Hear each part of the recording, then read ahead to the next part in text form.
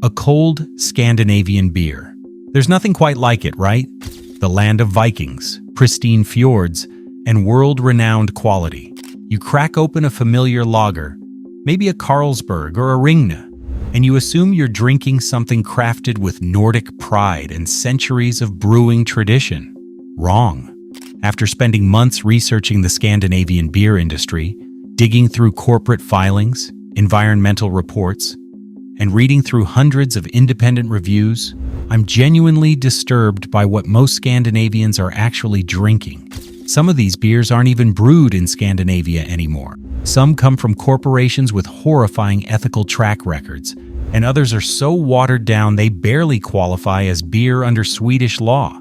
This isn't about being a beer snob or chasing craft trends. This is about knowing what you're actually paying for when you spend 70 or 80 kroner on a pint in Oslo, or grab a six-pack in Stockholm.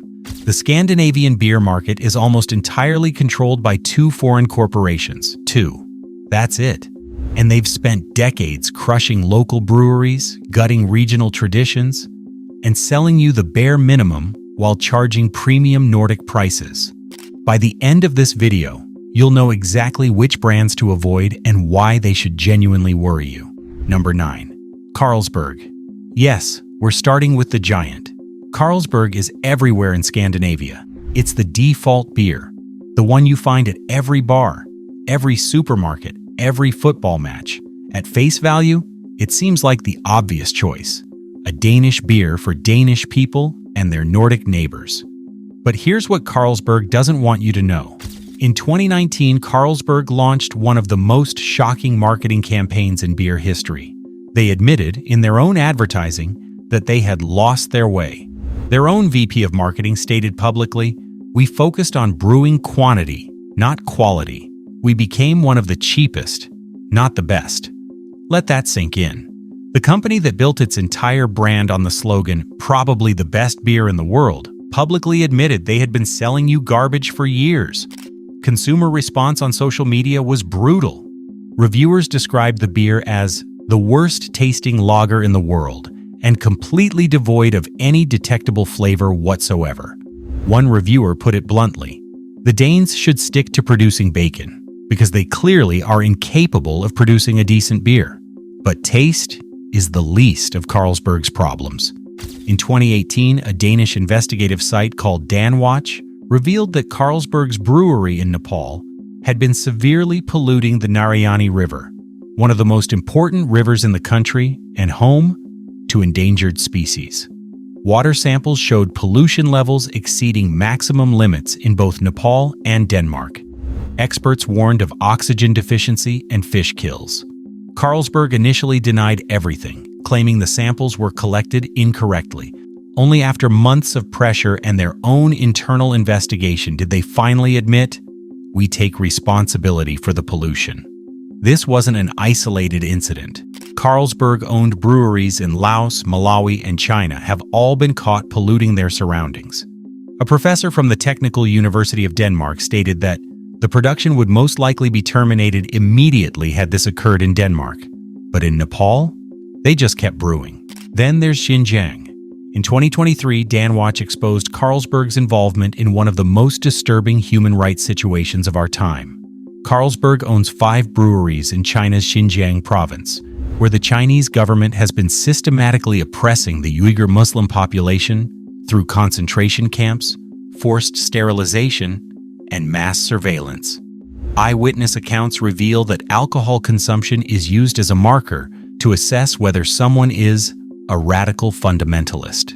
Uyghurs have been imprisoned for refusing to drink alcohol, and Carlsberg, through their Wusu beer brand, which dominates 85% of the local market, has been sponsoring beer festivals in this province.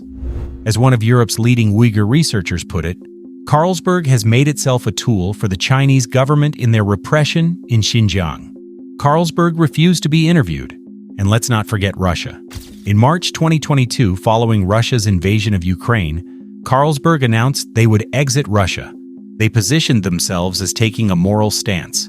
But then months passed, and passed, and passed. By July 2023, more than a year later, Putin simply seized their Russian assets, because Carlsberg had dragged their feet for so long.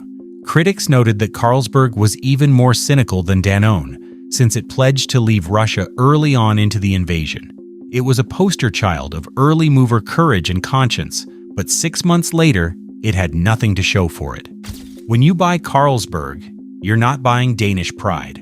You're buying a corporation that admitted its own beer is mediocre, that pollutes rivers in developing nations, that participates in ethnic oppression, and that couldn't bring itself to leave Russia until Putin forced their hand.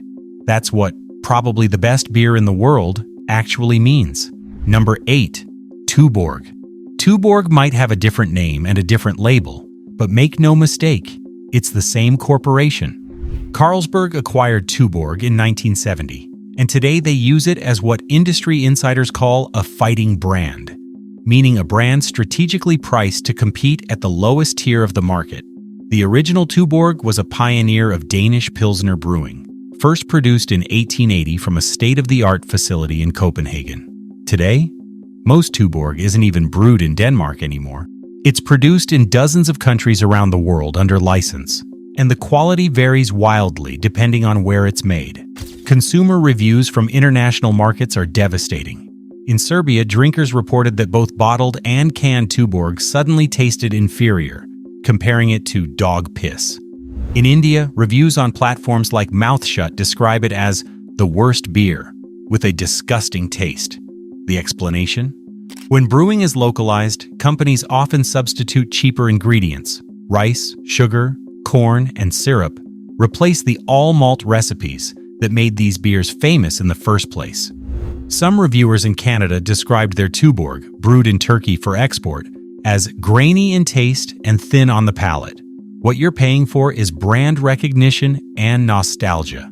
What you're getting is inconsistent quality control from a global corporation that prioritizes margins over tradition. The Tuborg your grandfather drank doesn't exist anymore. It's a ghost brand wearing its ancestors' clothes while being produced in whichever facility can do it cheapest. Number 7. Ringnes. Ringnes is Norway's largest brewery, and to many Norwegians, it feels like a national institution. But here's the uncomfortable truth. Ringnes hasn't been Norwegian-owned since 2004. It's been fully controlled by Carlsberg for nearly 2 decades. When the sale was finalized, the reaction in Norway was visceral. Christian Ringnes, a descendant of the brewery's founders, told the newspaper Dagens Næringsliv that a country without a leading beer brand is like a man without potency. He called the sale to Denmark a national catastrophe. Employees at Ringen themselves condemned the deal. They issued warnings about destructive business culture and industrial politics under Carlsberg's ownership. Members of beer enthusiast groups stated, "There is probably nobody in Norway who approves of this, except the people who make money on the sale." Critics feared that foreign ownership would lead to greater concentration of a few large brands, killing local production. That's exactly what happened. One by one, regional Norwegian brewery identities were absorbed into the Carlsberg machine. Brands like Frydenlund, Dals, Arendals, and Nordlands are now just labels on bottles that all come from the same corporate parent. Reviews of Ringnes Pilsner reflect the decline.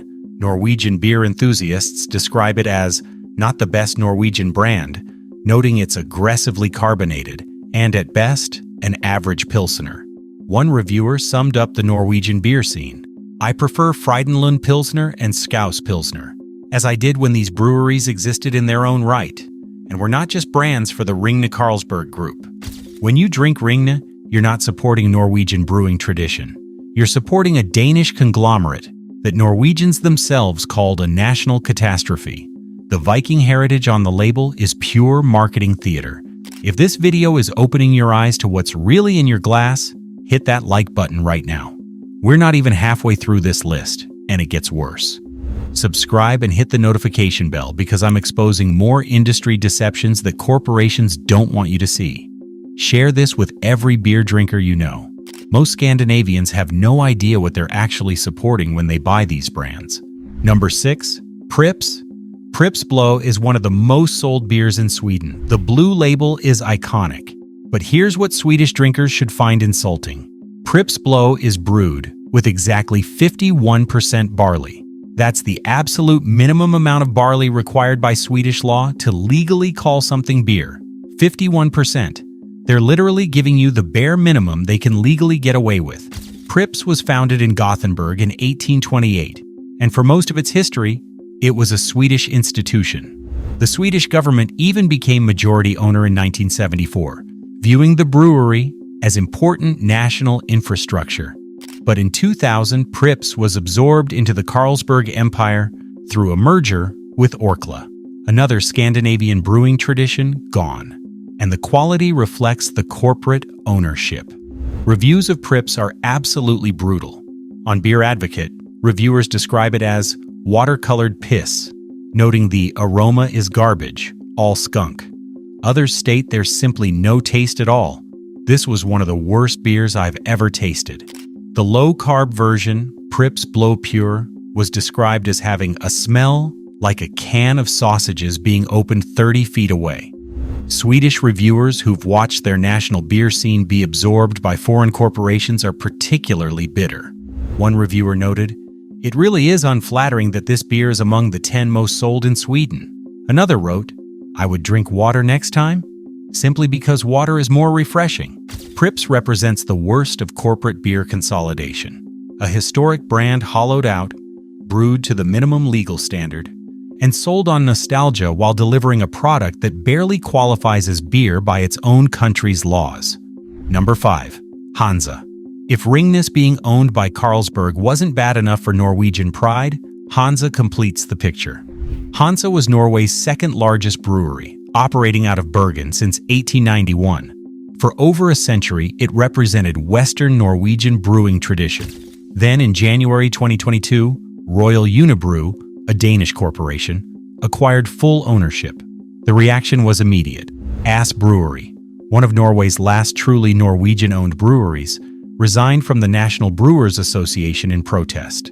The head of Ass Brewery called it a very sad day for Norway and explained that 90% of domestic beer volume was now produced by only 2 members, both controlled by foreign Danish owners. Think about that.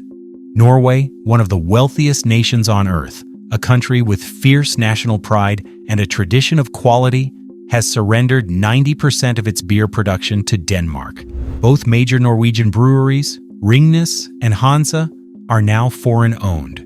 This isn't about nationalism for its own sake. It's about accountability.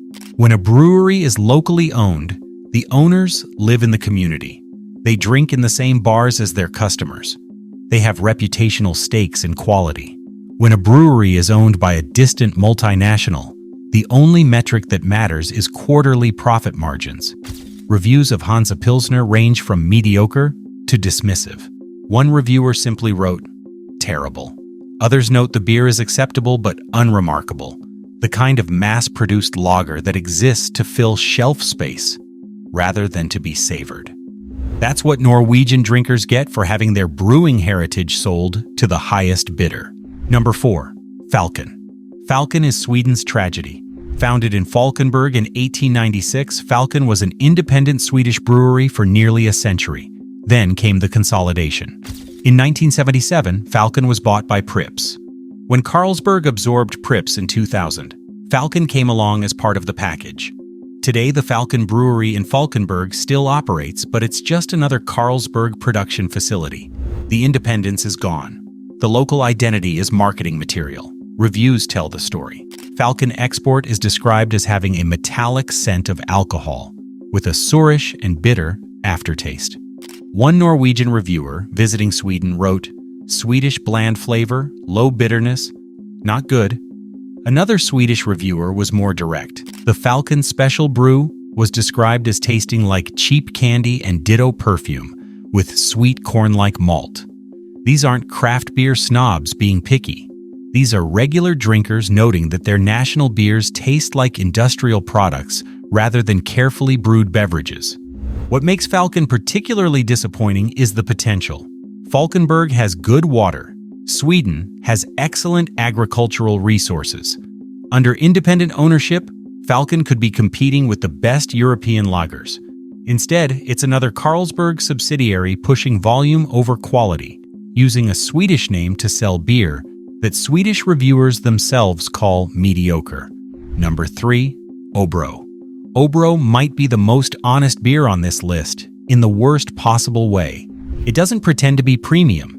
It doesn't hide behind heritage marketing. It's just openly, unapologetically cheap.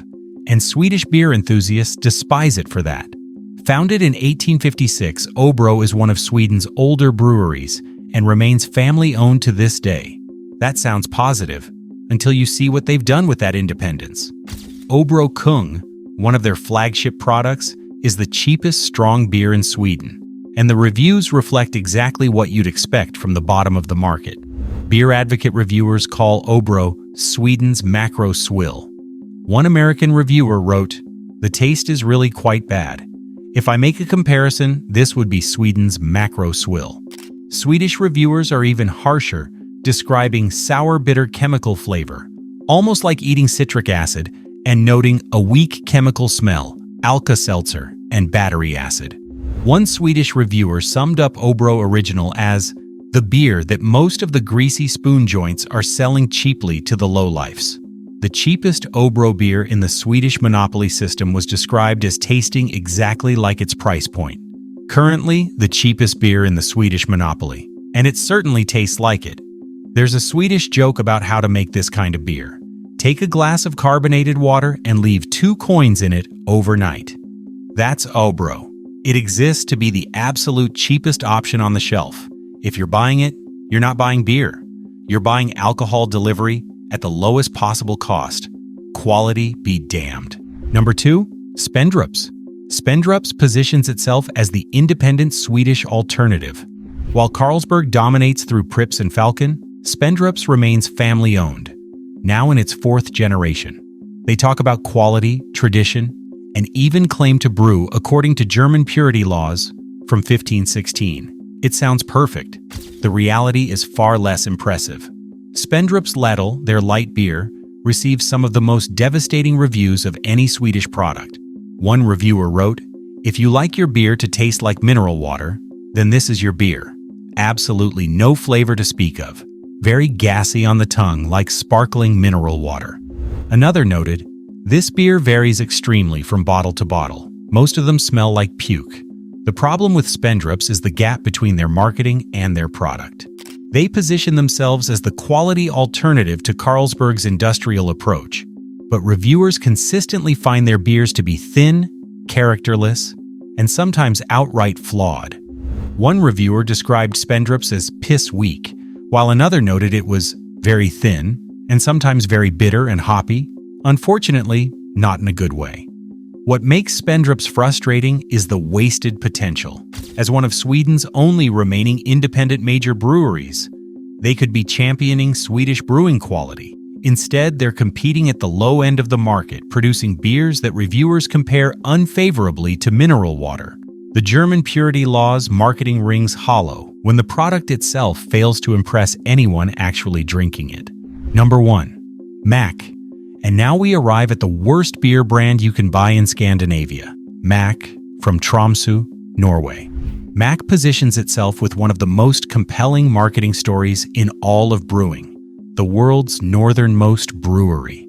It sounds romantic. Arctic purity, pristine glacier-fed water, a brewery operating above the Arctic Circle since 1877. But here's the thing, they're not even the northernmost brewery anymore. In 2012, Mack moved production from Tromsø to Nordic-crafted, and they lost the title to a brewery in Greenland. The marketing isn't just misleading, it's demonstrably false. But the bigger problem is what's in the bottle. Reviews of Mack beers range from disappointed to disgusted. Their Arctic beer received a 1.37 out of 5 rating from one reviewer who wrote that the smell was so bad he rated it a 1. Another described it as pretty bland, to be honest. No better than your average Australian adjunct lager. For a beer marketed on Arctic purity, that's a damning comparison. Mack's Isbjørn was described as having a grainy, vegetable-like smell, with a hint of skunkiness usually not found in canned beer. The reviewer concluded, "It's essentially Norwegian XXX Gold. Being brewed in northern Norway, up in the Arctic Circle, I can't imagine them having a lot of decent local ingredients. That's the cruelty of Mac's marketing. They trade on Arctic mystique while delivering a product that reviewers compare to bottom-shelf Australian lager. The Tromsø Beer Hall, Ulhallen, still attracts tourists who want to experience the northernmost brewery. But visitors report that the stout was flat and very poor and most certainly not worth the money. In a country where beer is already among the most expensive in the world, Mac charges premium prices for mediocre product. The Arctic branding isn't a promise of quality, it's a tourist trap. What makes Mac the worst is the combination of deceptive marketing and disappointing product in the most expensive beer market on Earth. Norwegians pay 70, 80, sometimes over 100 kroner for a pint. At those prices, they deserve excellence. What they get from Mac is watery flavor and beer that's quite bland. Here's what you need to understand about the Scandinavian beer industry. It's been colonized, not by Vikings, but by corporations. The beer market in Norway is 90% controlled by two Danish companies. In Sweden, Carlsberg dominates through Pripps and Falcon, while the independent alternatives compete on price rather than quality. In Denmark itself, Carlsberg holds a near monopoly, having crushed smaller breweries throughout the 20th century. This isn't free market competition, this is consolidation. When one company controls the majority of a market, quality suffers. When foreign owners have no connection to local communities, accountability disappears. When the only goal is quarterly profits, minimum legal standards become maximum actual standards. The good news? Scandinavia has experienced a craft beer revolution. Small breweries across Sweden, Norway, and Denmark are producing world-class beers that put the industrial giants to shame. In Norway, look for Nøgne Ø and Lervig. In Sweden, Omnipolo and Stigbergets. In Denmark, Mikkeller and 2 Øl have gained international acclaim. If you must buy from larger breweries, seek out the few remaining independent operations. Ass in Norway, family-owned since 1834. Niels Oskar in Sweden, pioneering quality since the 1990s. But honestly, your best option is filtered tap water in a reusable bottle. Nordic tap water is among the best in the world. You don't need to pay premium prices for corporate lager that its own executives admitted isn't good. If this video opened your eyes to what's really happening in the Scandinavian beer industry, smash that like button right now. Share this with everyone you know. Most people have no idea they're funding environmental destruction, human rights abuses, and corporate consolidation every time they buy these brands. Subscribe to the channel because I'm exposing more industry deceptions that corporations don't want you to see. Hit that bell so you don't miss the next video.